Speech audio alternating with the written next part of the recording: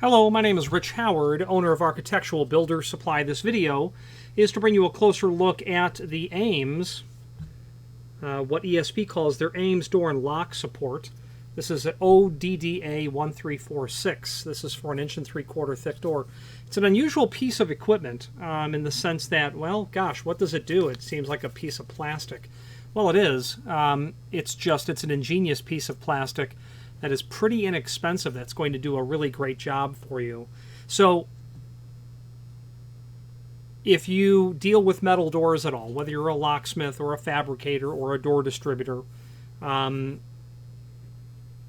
anyone who has to make a hole into a hollow metal door, when you drill a hole for a lock, a deadbolt, a lock set, whatever it might be, trim for that matter, you're going to realize that there's no reinforcement inside of the door.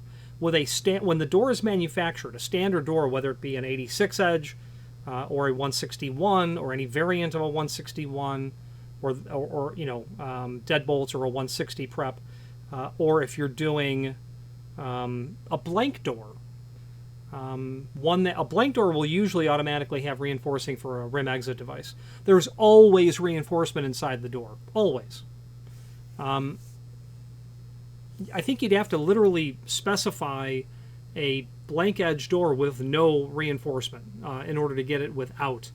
And we take it for granted, frankly, that when we drill holes into a door, or when you get a door, it's reinforced and you don't even think about it. That 161 prep is going to have a lock box inside of it. That 86 edge has extra steel, and it probably even has some tangs that allow the mortise cassette to stay right in the center of the door as well. But when you do a deadbolt prep, you've got nothing there. And as you tighten down the bolts for the deadbolt, you're just crushing in the skin of the door. A very inexpensive item like this is going to give you the ability to, as you tighten the deadbolt down or whatever you're installing, this will prevent you from really crushing it. So let's take a couple of basic dimensional properties. About 1 5/8" on the on the overall width.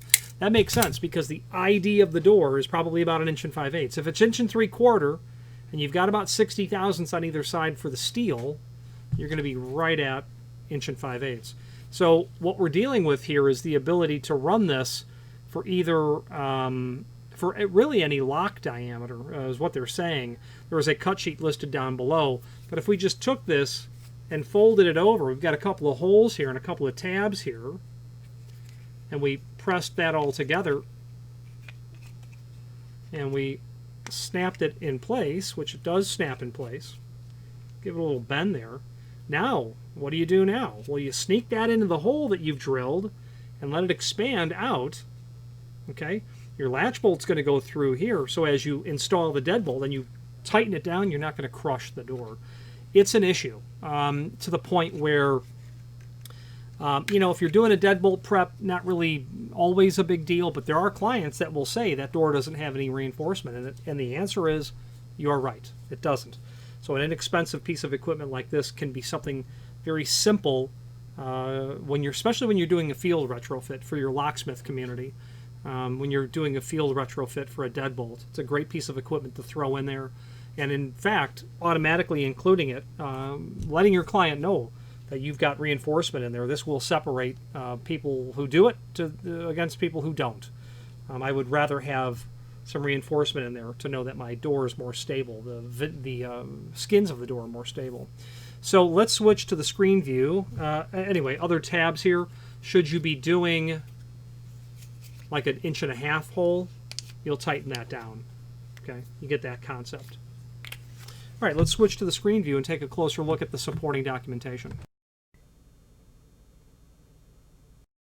So this is the item that we are here looking at. Not much to see here, but there is a link to the cut sheet listed down below, and here it is.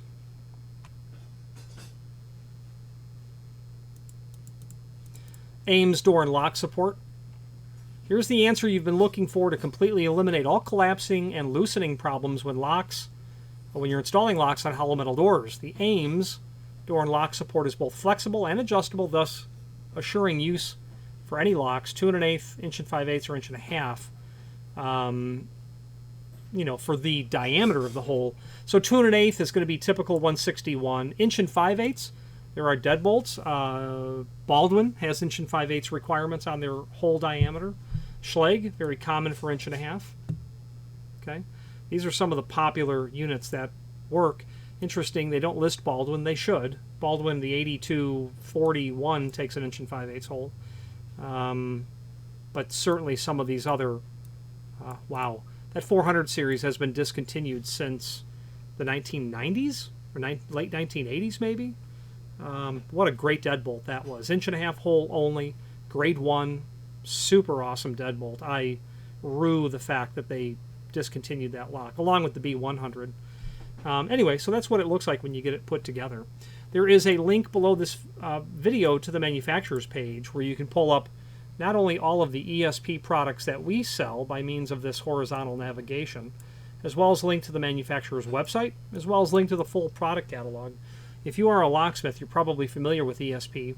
If you're not, you might want to take a look when it comes to cam locks. They have a simple and straightforward product offering of cam locks that may or may not suit what you're looking for, especially, and we're scrolling into it, especially when it comes to mailboxes. They have cam locks for a variety of different mailboxes. Specialty locks, plunger locks, drawer locks. This would be a showcase lock. What is this? A plunger lock, a utility toolbox plunger lock. Okay, yeah, you can push it in and obviously secure something.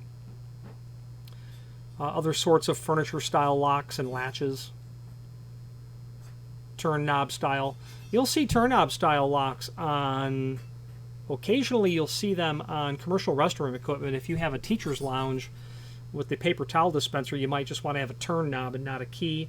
You're not anticipating theft from that group of people on paper towels, so you might just want the convenience of a thumb turn. Filing cabinet locks in a variety of different shapes, sizes,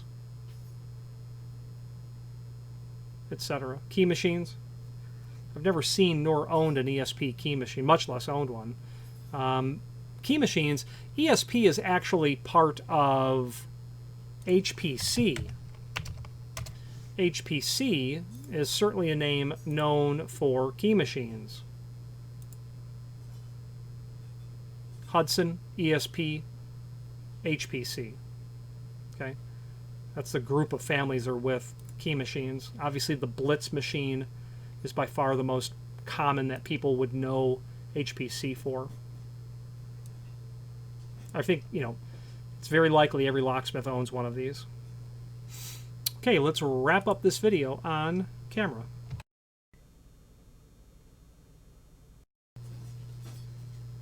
In conclusion, I would frankly keep a couple of these around just so that you can put them inside the door. Like I said earlier, I do believe it separates a professional job from an otherwise unprofessional job. A little bit of reinforcement, no big deal. Okay. If you have any questions on this or any other ESP product, please feel free to reach out to us. And thank you.